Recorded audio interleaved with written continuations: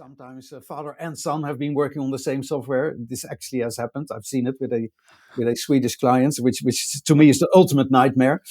Ultimate nightmare to work on this. I mean, what is the meaning of life, guys? I thought you were going to say that was a really beautiful story. Yeah, some sort of circle of life. Horrendous. Yeah. Absolutely horrendous.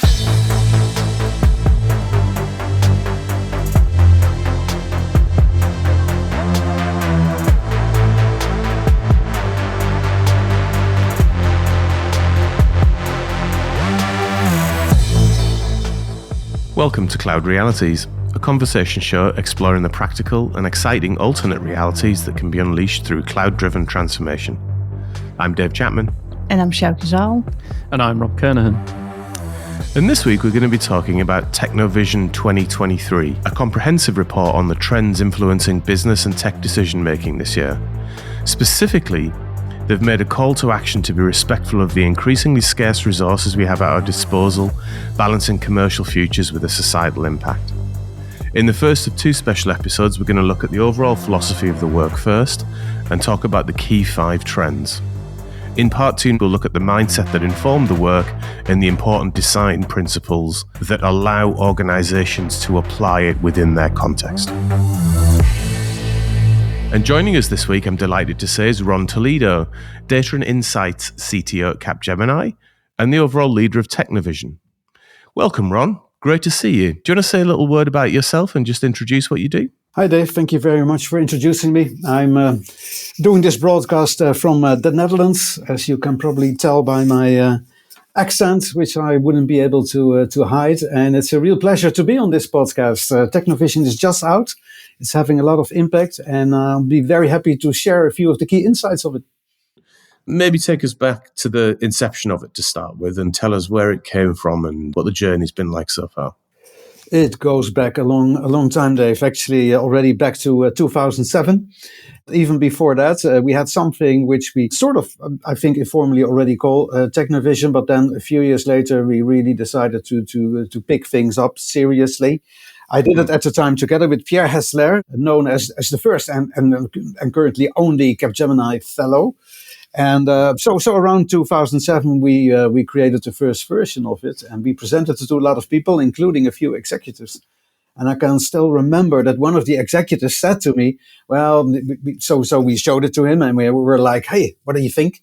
And he was like, well, it's neither techno nor vision, right? And at the time, we were a little bit disappointed, slightly annoyed. What feedback you want, is it? Yeah, well, it was his executive way to do that, and maybe sort of trigger us a little bit, which probably worked. And in hindsight, I think he was right, because TechnoVision is not only about technology. We're very much interested in the business impact we create with technology, including all of the business context around it. So there's actually a lot of business use cases and business impact in the documents. And then it's also not just a vision, which it, by the way, contains as well. So it has a vision every year. We have a vision on where the economy is going, where society is going, how technology can be applied to deal with everything that arises from that. But it's also a very actionable framework and tool set. It's actually designed to be used on a daily basis. So not like a piece of thought leadership. Let's read it on a Sunday afternoon. Okay, that was interesting. Thank you very much. Next. But instead, we're creating something which is really much more a framework and a tool set that you can use as a daily basis to innovate. Before we get to this year's, when you look back on, say, 2007 to 2022, what are the big things that strike you about the journey the world has been on over that period? Well, I certainly know that we have been going ourselves with TechnoVision through a quest for simplicity. Not because we wanted to simplify things, but because most of our people around us that use the stuff or read the stuff or tried to read it said to us, oh, could it be a little bit more simple, please? Why do I need a PhD? Why do I need to have won the Nobel Prize to actually understand this stuff? That's what another executive said to us. He literally said, should I really be a Nobel Prize winner to understand this stuff? Did he say, do I need to be a Nobel Prize winner to understand the techno and the vision? Yeah, exactly. Well, something like that. So I've seen a simplification. I've seen, a decrease of attention span. with many of the people that use the stuff and read the stuff over the years. So the thing became shorter and shorter and shorter. I wouldn't say it's already tweet level, but I predicted a few years ago, sooner or later, we have 37 trends, and each of them is only a tweet, because anything else more than that would be, I don't know, overwhelming, so difficult. The whole thing just becomes a tweet thread. Yeah, exactly. And so it's tempting, to actually do that, or simply write haikus for each and every of the trends, and that's it, right? 37 little poems, and maybe that is simple enough. So it's a strange world, of course. The world has become more and more truly a digital world. So as we like to say, every business is a technology business now, and we've seen that evolve over the course of 15 years. Particularly this limited attention span and finding different ways to engage with the whole framework and the tool set has proven to be very crucial. Ron, before we dig into TechnoVision 2023, just give us an insight into where your heads were at when you grouped together to discuss what you might come up with for this year's trends. It's interesting, Dave. It's actually quite a difficult exercise, because we typically already group together more than half year before we release the thing. So somewhere around June, typically, together with a merry band of CTOs from across the global organization. And we start to brainstorm. And you try to think ahead in terms of what will next year look like. And obviously we were in the middle of 22, which was a very shaky year, obviously, because of all the geopolitical developments, and with that, all the economic fallout of it and all the uncertainty that came with it. Having said that, we already had pioneered the concept of be like water and being like water, which were the main themes of the 22 and the 21 editions, as a plea to use technology for more agility, adaptivity, resilience, while keeping the flow. Anything really applying technology to deal with that uncertainty. So we did feel, we could do another one with water, maybe for the third year, and still have a concept that sort of resonates there. But we did feel it was time for something else, something new. So we came up with a theme that sort of addresses, on one hand, still the uncertainty, because clearly 23, anybody who knows may say it, but this world can change literally overnight. And with that also the economy, and with that also our dependence on technology in all sorts of different ways. But then we also felt that scarcity of things, so both natural resources and human resources, cheap money, essentially, supply chains, literally anything essentially could be scarce. So that's an important thing. And we realize with technology, you can challenge that scarcity, you can deal with that scarcity if you choose the right technologies. And then, of course, sustainability still tops the agenda of many executives. So bringing that all together, we felt is the melting pot, which could determine 23 and the way we should look at technology developments and technology trends.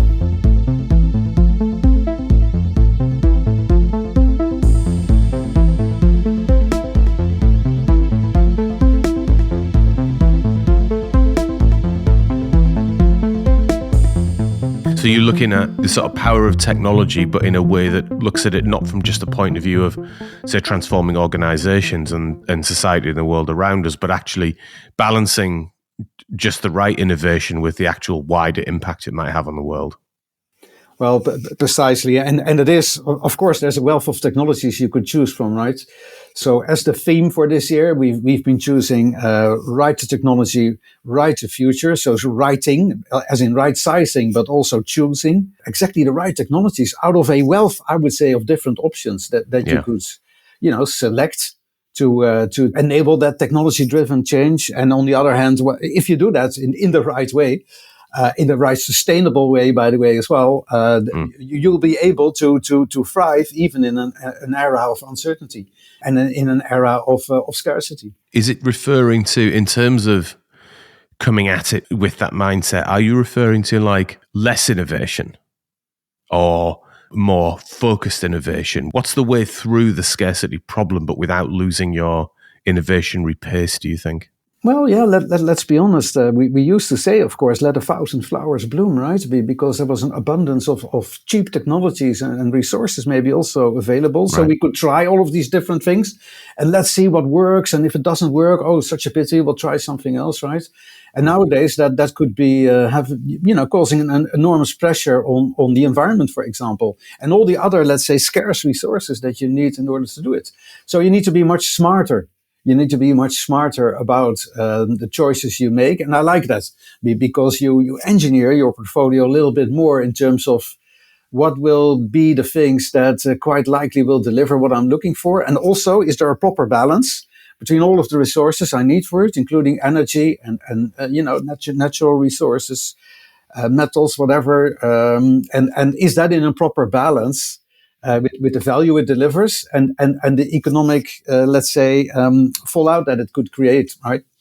So it's truly a balancing act, and we need to be a little bit more smarter about it, maybe also a bit more selective. As you were debating that as a core theme, or actually more than a theme, isn't it? It's almost like a surrounding philosophy for this year's work.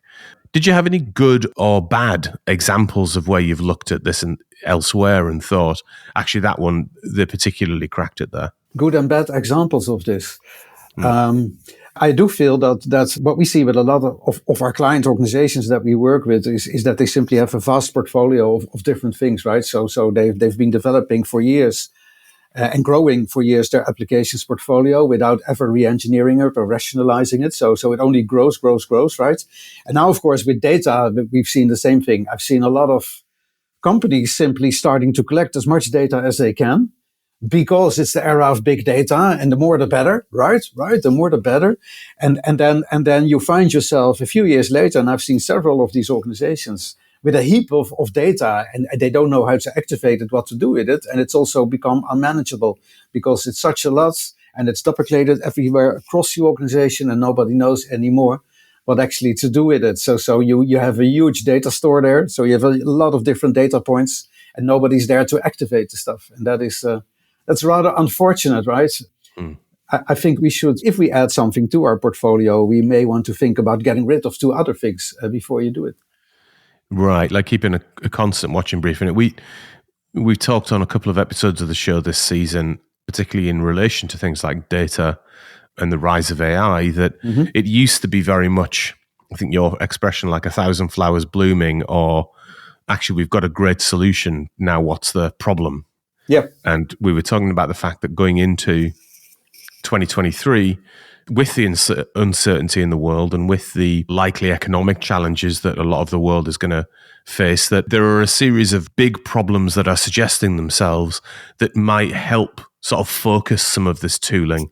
Like we talked about, for example, like supply chain optimization in the face of deglobalization trend or in the face of economic downturn. Is that the sort of thing that you're suggesting, as well as the having a strong grip on the environmental impacts that what you're doing kind of has directly, but also kind of getting a bit more kind of focused on the question, what's the problem we're trying to solve with some of this stuff?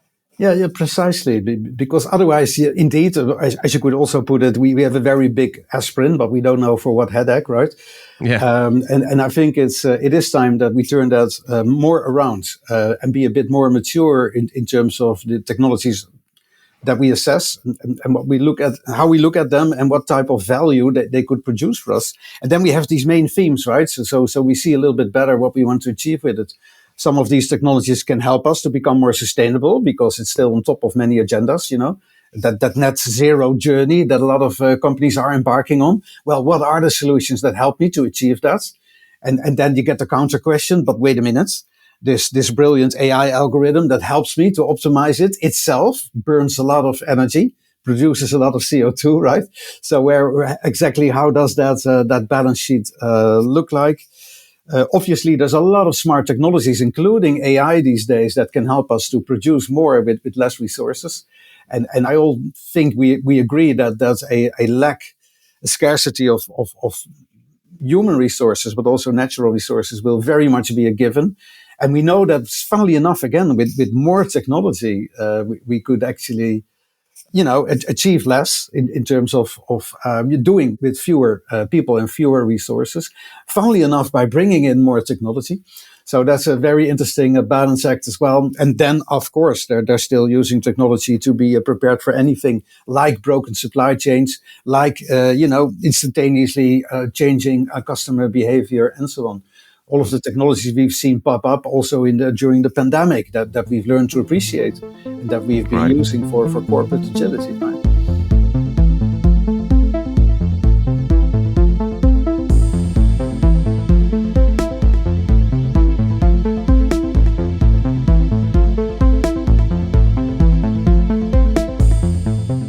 Well, so let's dig in to the core themes that you guys came up with. I think there are 6 core trends that are in this year's TechnoVision 2023, and let's just step through each of them and get a view and have a bit of a discussion around them. Mm-hmm. So first of all, invisible infrastructure. So obviously, there's a huge amount going on at the platform layer these days, and we're well on the way to the cloud. So when you talked about invisible infrastructure, where were you at? It's interesting because we made up that term literally 15 years ago, invisible infrastructure. And what we meant with it at the time was, on one hand, infrastructure needs to become less. So it became virtualized, it became standardized, and then as a result of it, it could disappear to the cloud, right? So infrastructure truly became more and more invisible, which we like. I like as a core theme in many different technology trends, the fact that something gets thinner, more lightweight, more elegant, and then it sort of seems to disappear and is still, producing and delivering for you. So on one hand, we had the invisibility theme, and we've always said, well, the final desired end state of an infrastructure is, where is it? There is no infrastructure, infrastructure, where are thou? And on the other hand, infrastructure is getting richer because we have the Internet of Things, and as we now call it, also the Internet of Twins, Internet of Digital Twins. So all of that brings in a lot of additional, let's say, points of access of data and points of interaction for which we need an infrastructure that can deal with that as well. So infrastructure is also becoming more a infostructure, right? So it's these two big themes that we still see in a combination. And so yes, there's a lot of edge computing. There's a lot of Internet of Things that you need to take into account these days if you're working with infrastructure. And on the other hand, we realize that, it's the very name of the podcast, of course, but there's a future in clouds that is still evolving clearly and is absolutely crucial in that quest for invisibility. Having said that, there's something happening there as well. We have coined a new trend within that container, invisible infrastructure, which we call my industry, my cloud. And what we're saying is over there, well, if infrastructure sooner or later also becomes more or less the operating system for your business applications that are specific to your industry, you have reached yet another level of abstraction, right? And created part of your business applications infrastructure also as something invisible, because you sort of procure it as an industry from an industry cloud provider. And with that, you can probably get rid of a lot of your old legacy stuff that is burning a lot of energy, demanding a lot of servers and is not delivering the state-of-the-art industry best practices that you're looking for. And on the other hand, also because it's very likely delivered as a service, it's probably done through cloud providers that have better green practices. So it also would be more sustainable. So we see the infrastructure level increasingly rising to sort of start to embrace that industry applications level as well.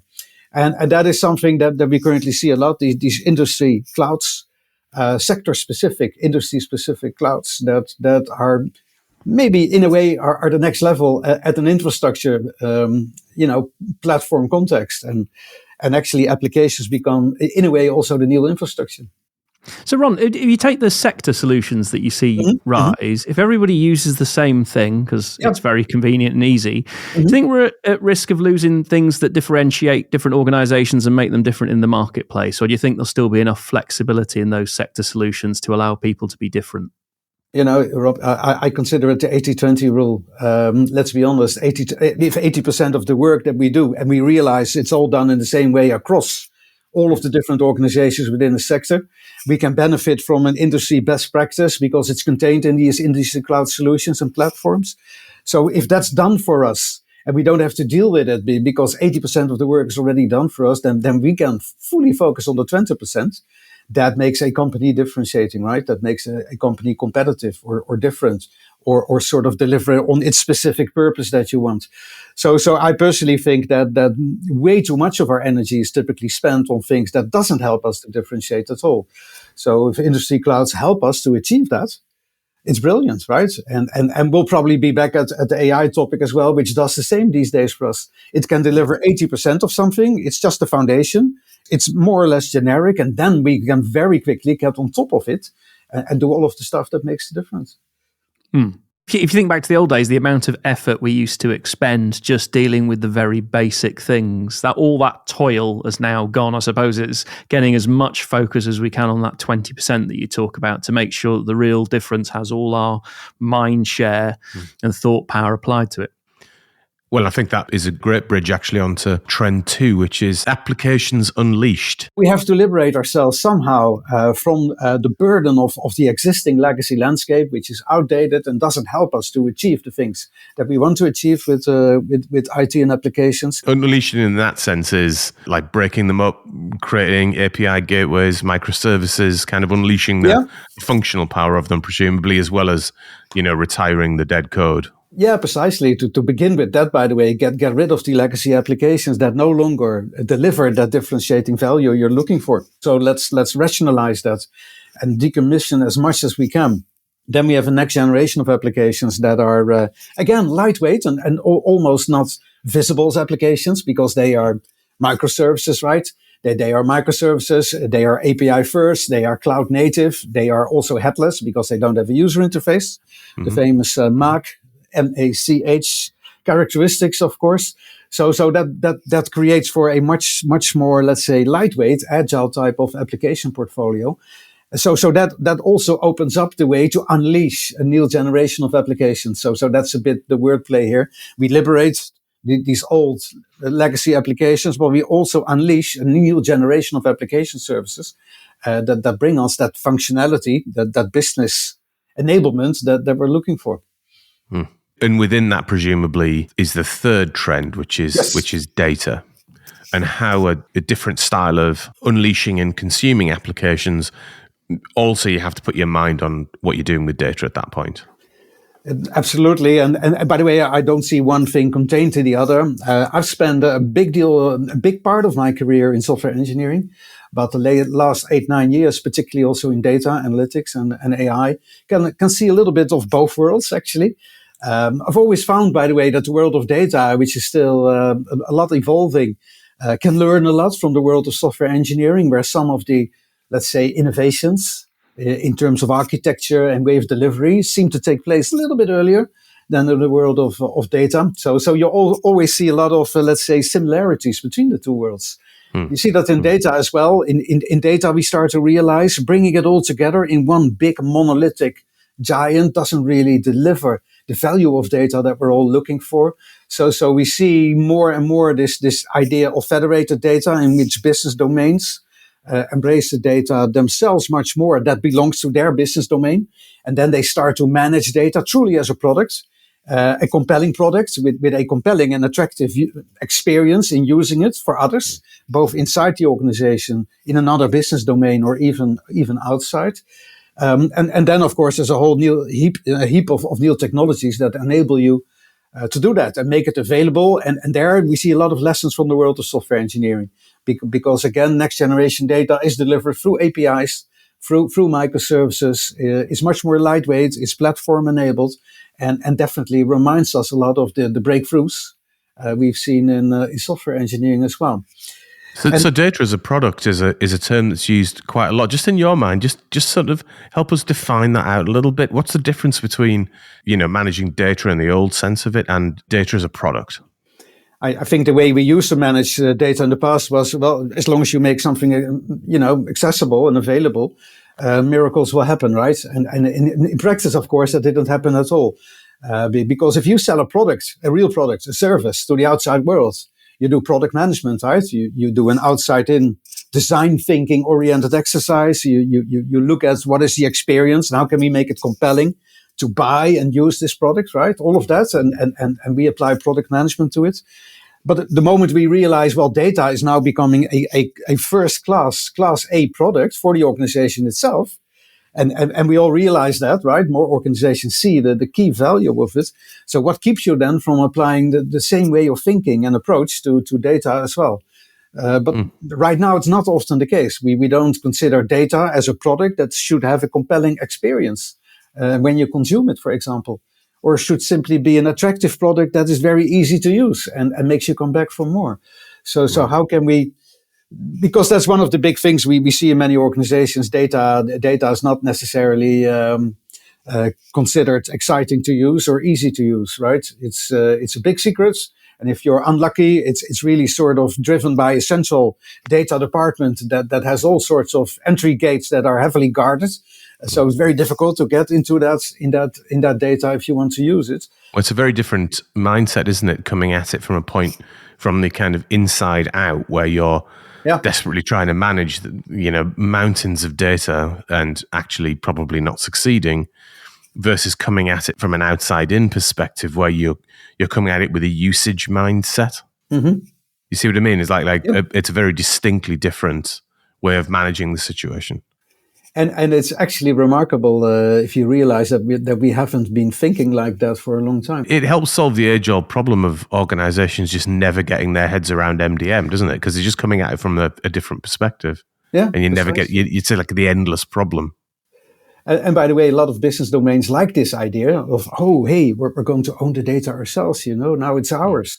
And we're going to manage it as a Class A product. And then, of course, after that, you realize, wait a minute, it means that we are actually responsible for that part of our data estate. So we have to apply product management to it. And we must make other business units within our organization actually to like our stuff, our data products. And it's actually quite a tough call, right? Because now responsibility shifts to the business domains, which they, I think, always wanted. Nobody objected to it, but actually having to embrace that. And for example, really understand how to manage data, including data science, data analytics, data engineering, data governance. It's an interesting shift. These are not necessarily new capabilities, but they are new at the places where they are now being positioned. I think there was always that phrase I like, which was digital litter, which is the data that you create that you no longer ever need. And it's how much data sat there that's no use to anyone, but has a CO2 impact. It's being stored somewhere, there's power to sustain it. It confuses the business. It's like getting control of that. So then you know what's useful, and then you can go and do your engineering over the top and make that happen. I don't think many businesses have got a handle on that yet, but I was keen to hear your view around if you thought that was that they understand the challenge and they're breaking the back of the problem. Well, and the good thing is, if you start to realize that there is waste, that there's actually data waste currently in the organization, just like in applications, by the way. Again, we've realized application sprawl and legacy applications are keeping us from they're ask for a lot of management and maintenance, and there's also indeed a let's say environmental cost to it as well. It's the same with data. So actually we have this new trend in the thriving on data container in TechnoVision, which is called net zero data. And with it, we mean, again, two things. It's again a bit of a wordplay, because on one hand, we're saying, hey, data is key to your net zero journey. So manage it as something that is central to your business purpose and your business journey. So learn how to manage data, but also exchange it with other organizations, because that is the key to net zero data. But with it, we also mean data itself has a cost. It comes with a cost. We probably collect way too much data. We probably are duplicating it way too much. We're currently very likely storing data that we won't need ever anymore. And with that comes an environmental cost. You get your e-waste, all sorts of different, let's say, concerns that come with storing more and more data without rationalizing it. And the beautiful thing is, Rob, if you start to simplify that, and if you start to clean up that landscape, you realize you're not just creating a sustainability impact, which is good. We want a positive sustainability impact. So less e-waste. We're consuming less energy. We're producing less CO2 because we have less data to take care of. But while doing so, of course, you realize you're updating and cleaning up your whole data landscape as well. as a result. So I always call this a journey with benefits. Net zero is very good, very good, sustainable. It's a journey with benefits because it will actually give you a better data landscape, which is highly optimized and better managed and governed as well as a result.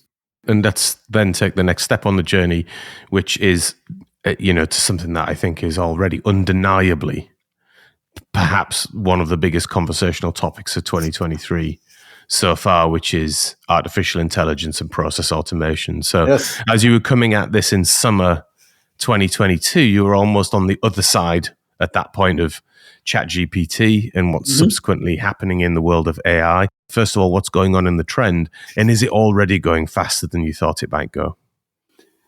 Well, actually, within TechnoVision, we already had the notion of what we called creative machine for a few years. So we actually had a trend there that already acknowledged, already for 3 years, we acknowledged this idea of AI is becoming more generative and creative.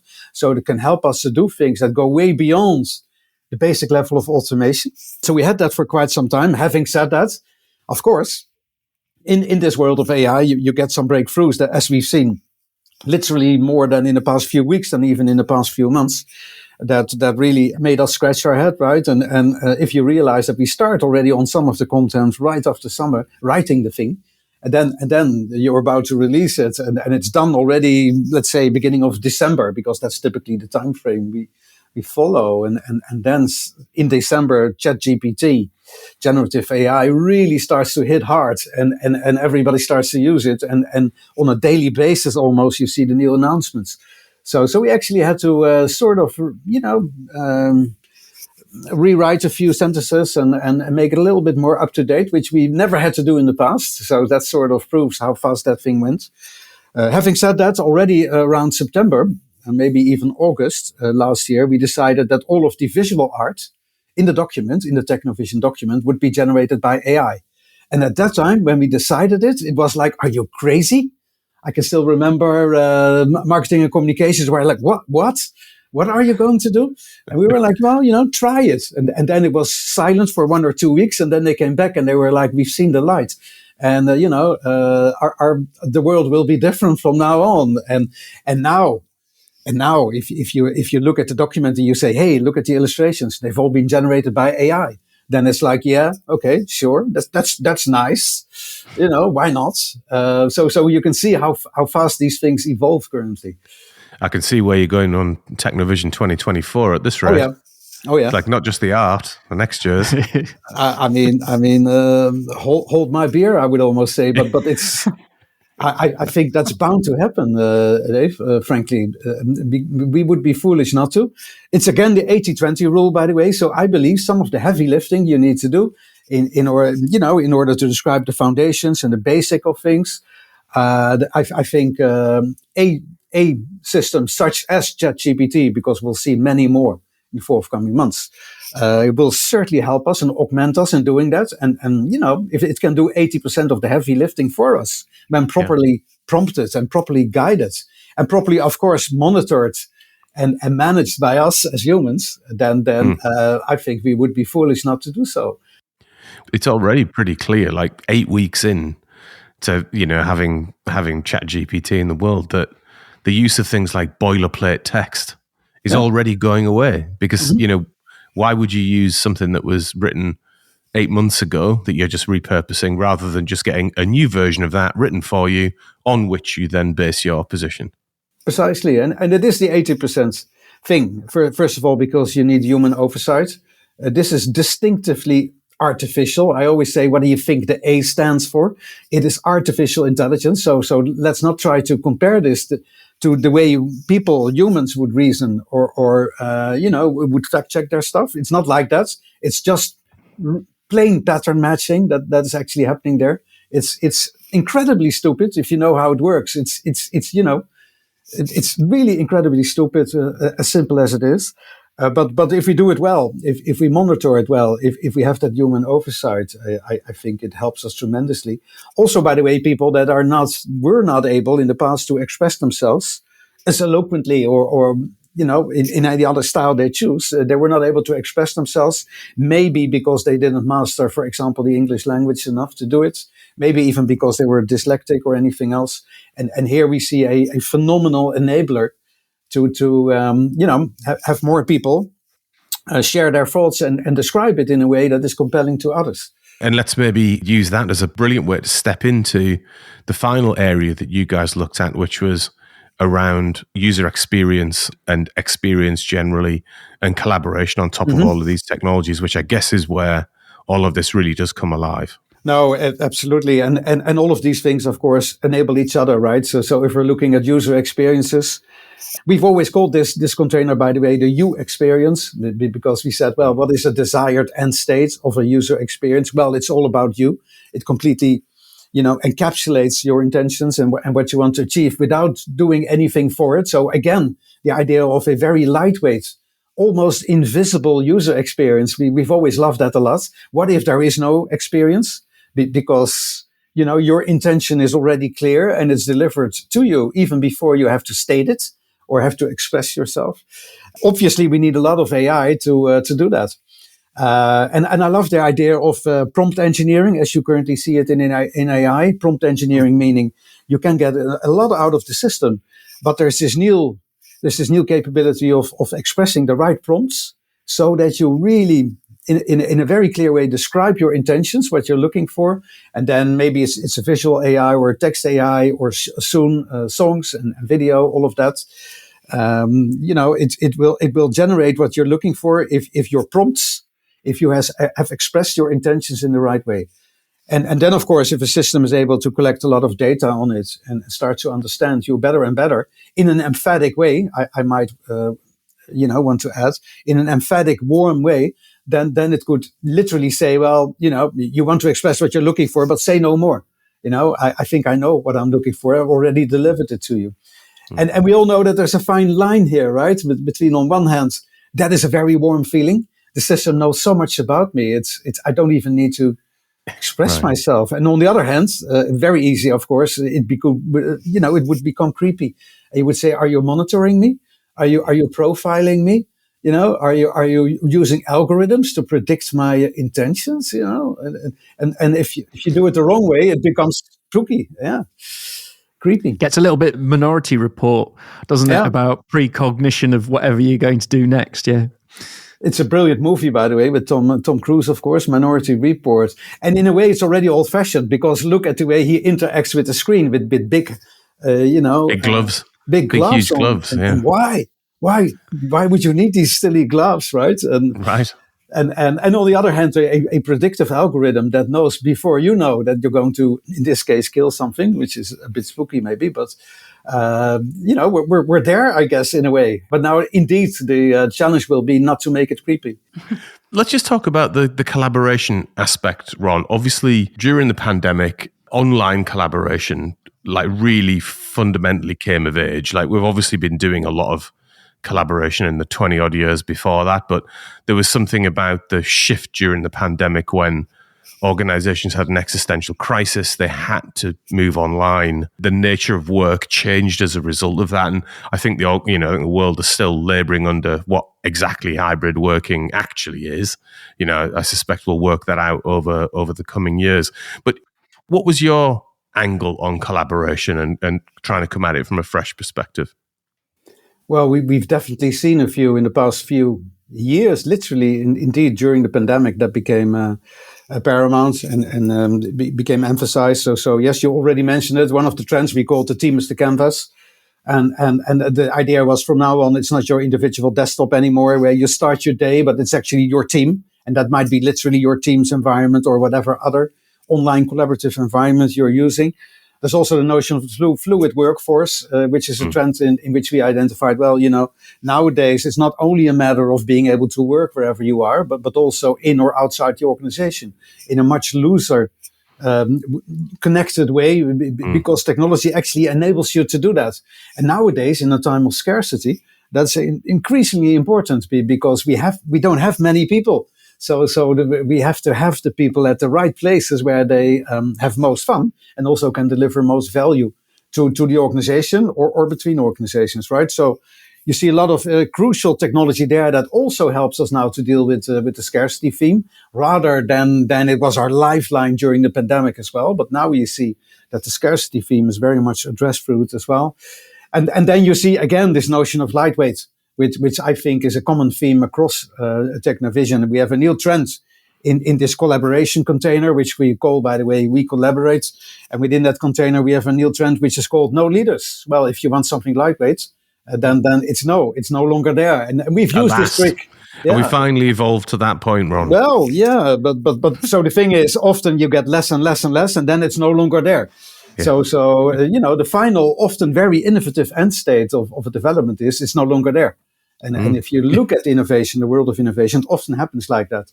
Becomes more lightweight, sort of virtualizes and then seems to go up, maybe in the clouds or something else.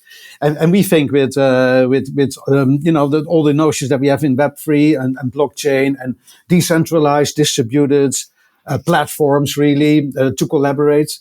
You also see this idea of maybe we could in real time work together and make decisions, maybe enabled by the blockchain, and do not depend anymore on central leadership to guide us through it, because it takes too long, it's not effective, and maybe we don't have enough people. And augmented by AI, by the way, we're able to make our own decisions on the spot rather than relying on central leadership. So we're like, well, there's a whole series of these technologies coming together, distributed, federated, autonomous, AI-enabled.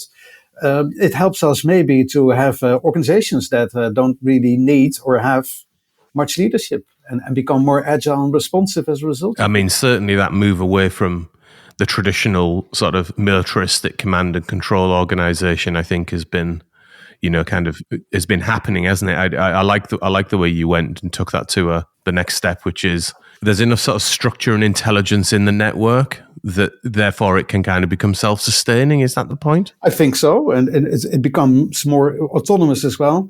You have things that we describe in TechnoVision like DAOs, distributed autonomous organizations, which are literally organizational concepts that enable a business to run itself without obvious leadership, because decisions can be made literally on the fly through maybe a voting system or any other like of collaborative system to describe policies and strategies and make decisions. And you would be in a new world of startups, for example, these DAOs as an organizational unit are almost a default by now. So clearly, sooner or later, in the wider enterprise context, we're going to embrace these concepts as well. The bit in there I love is the sort of code of laws of the organization where we all work to that which society binds itself to anyway. And now the corporate world is catching up to how we've lived our lives for many years, many hundreds of years, and now learning that actually the community can often make a better decision than the command and control structures of the past. Yeah. So, Ron, there's an awful lot in there in TechnoVision. Indeed. But if somebody was new in, and this may be a very tough question, but if you could summarize it in a few statements and then say, what should somebody think they should use this for? How could they use it to achieve some outcomes? Could you just sum up in a few sentences in your own words what TechnoVision is, basically? It still depends, of course. Always, you're never just looking for technologies and trends, but you're looking at the type of challenges or opportunities you're addressing. So in these three big areas, you first of all look at scarcity, right? And how can we use technologies to deal with scarcity? And then you see, of course, AI and intelligent process automation, but also collaborative team environments, all as way to deal with that. But also the whole trend in green software engineering and in data engineering. We have this little new trend in applications unleashed, which is called Little Green App, which is sort of the applications variant to net zero data, but it's all making the same plea. Start to re-engineer your applications and also your data to be more sustainable. And while doing so, you find out it's a journey with benefits. So there's the scarcity thing. Sustainability, we see a lot in infrastructure, of course, with the move to the cloud, but so much more there also with the edge and the Internet of Things that all help us to create a Infostructure which is more sustainable, which delivers more with lesser impact on society as a whole and the environment. Obviously, smart algorithms and AI again, and the sharing of data helps us a lot. Also in new collaborative environments to really achieve your sustainability goals. Because if there's one thing we've learned from sustainability, it's not only the scope 1 and 2 that is in your direct influence, but it's scope 3, the others that are particularly interesting. And there you need to connect and collaborate. So we see several of these technologies that help you to achieve that. And then finally, there's a lot of flexible, agile technologies like microservices-based application stacks. And again, collaboration technologies that help us to work together, even if the environment is extremely unstable and unpredictable. And we're still able to manage our supply chains, our workforce, and all of our other, let's say, production processes. So it's always, Rob, a matter of not only looking at what are the juicy trends, but I particularly like this idea of what I'm trying to address here. What are the challenges I'm looking for? And then TechnoVision is a huge repository.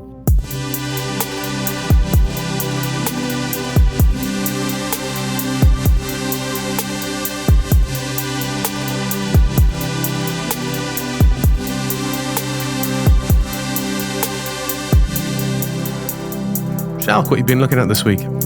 So each week I will do some research on what's trending in tech, and this time I want to focus on the recent announcements from Microsoft around adding ChatGPT to Bing and Google's announcement on Bard. So Microsoft announced on Tuesday that it was using the technology behind ChatGPT, which is developed by OpenAI, to enhance its Bing search engine and the Edge web browser. So Microsoft already made a multi-billion-dollar investment into OpenAI, and are now really seeking to capitalize on the worldwide excitement around ChatGPT, which is now already changing how people are getting their information. Bing is going to be based on a more powerful version of ChatGPT. It would help the users to refine their queries more easily, give more relevant results, and make shopping a lot easier. Very important, right? To be honest with you, nobody needs to make shopping any easier for me. It's way too easy already. Yeah, but it's going to be much more easier now. Oh my God. Yeah. Uh-oh. So Google revealed Bard on Monday, and it was undergoing specialist testing and would be made more widely available to the public in the upcoming weeks. On Wednesday, Google decided to host a news conference in Paris, where it shared more details about its progress integrating AI into search. And all the investors were underwhelmed by this demonstration. What went on? Now, during the demo, Bard was asked about new discoveries from the James Webb Space Telescope. And in one of its responses, Bard said that the telescope was used to take the first picture of a planet outside the Earth's solar system. But NASA says those were actually taken by a different telescope. It was Hubble. And after this, Google lost $100 billion in market value.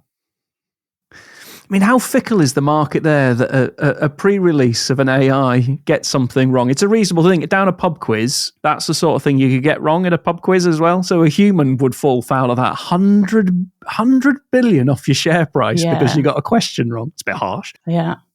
Yeah, Google was really in a rush here, releasing Bard and presenting it to the public that early. Because how much market pressure is building around AI that these organizations, these great big behemoth organizations, are rushing stuff out to try and keep up, and then the stock market can do such a reaction to quite a simple thing going wrong. Yeah, it's really crazy. Yeah, but since search is their main business, it was likely that it would have a huge impact on this, right? True. Yeah. It will course correct. It's just a matter of iterating on that, and it will get to the right place, I'm sure. But let's talk about the ChatGPT interface to Bing. Have you seen it yet, and have you had a go at using it? No, I've signed up for the waiting list, and I don't have access yet, so I haven't seen it. No. And what you mentioned that it had a more sophisticated version of ChatGPT in it. Do we have any more info on what that is? Like what's more is it the Bing interface that's creating the increased sophistication in the questioning, or is there something else going on with ChatGPT there? It's summarizing websites, for instance, or it can give you some additional information on top of what the search engine already does. That's what I've seen up till now, and what will be next is very unclear at the moment. They have just released or shown a little piece of what the features would be. So, but I'm curious, Ron, have you been following these announcements this week? Of course. And what do you think about the race between Microsoft and Google? Oh, that there probably will be other contenders as well, right? And it seems to be much more about what will attract most advertisements, most ads, right? Because I do think there are two different things, frankly. So searching for something, you're looking for sources, right, of information. And you know maybe these sources, so you trust them. It's on Reuters or it's on CNN or it's, TechCrunch, whatever. And you sort of trust that because you know the sources. And if you're looking for answers, which is an answer machine, it just says, well, give me an answer on a question. And never mind the sources, which, by the way, ChatGPT couldn't even give because it's a generative AI that doesn't glue together little pieces of source content. It doesn't work like that. It just tries to generate a pattern that it has seen before. So they're very different things. I think it's much more about the ads, it seems, than anything else. The trick, of course, of particularly Microsoft is playing very well is building this into anything else. So whether it's Excel or PowerPoint or Word or Outlook, I'm already using ChatGPT to brighten up a little bit my text in memos and emails every now and then. Yeah, right. And sometimes I have some fun with it by saying, well, how would Ernest Hemingway would have said this. So I just give it, no, really, I've done it. I give it some text and I say, well, let's rewrite this in the style of Ernest Hemingway. And I love that, by the way, that really brightens up. There's barely a day go by then Rob doesn't send me a haiku on something that he's been working with ChatGPT I'm obsessed. on. I find haikus really difficult to write, and the thing just turfs them out really quickly, and they're very, very good. So I sit there and just... that's... So you moved from the cheese jokes to the haikus. Yeah, cheese and haiku. I did actually ask it to write a haiku about cheese. I'll have to hunt it out for another... I bet it's extremely moving. Okay, thank you, Sjoukje. Ron, we like to end every episode of this show by asking the guest what they are excited about doing next. So what are you excited about doing next? Well, as a side hobby, I'm a little bit of a music producer. I do some silly things with a surf rock band, which is really just a one-man band these days, but with a lot of technology to make it sound like a full band. And now I'm also exploring AI to see how it can produce, songs. So singing and rap. I expect within a few weeks, Rob, that haiku also will be able to be sung by somebody, I guess, maybe in a nice Japanese voice. So definitely recommend that as the next big thing. A huge thanks to our guest this week. Ron, thank you so much for being on the show. To our sound and editing wizard Ben, and of course to all of our listeners. We're on LinkedIn and Twitter. Dave Chapman, Rob Kernahan, and Sjoukje Rob. Feel free to follow or connect with us and let us know if you have any ideas for the show. And of course, if you haven't already done that, rate and subscribe to our podcast. See you in the same reality next week.